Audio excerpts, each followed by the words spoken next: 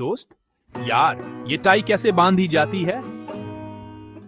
दूसरा दोस्त, दोस्त भाई, टाई नहीं जूते के तस में बांधने का तरीका पूछ रहे हो?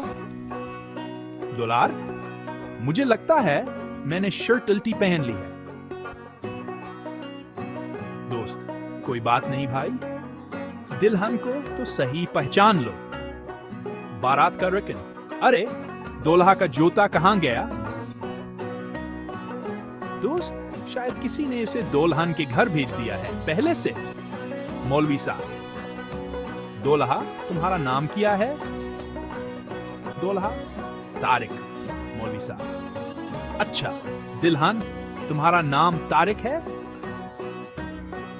एक मेहमान, यार ये वलीमा है या रोजा किशाई? खाना कहाँ गया? दूसरा मेहमान, लगता है सब ने रमजान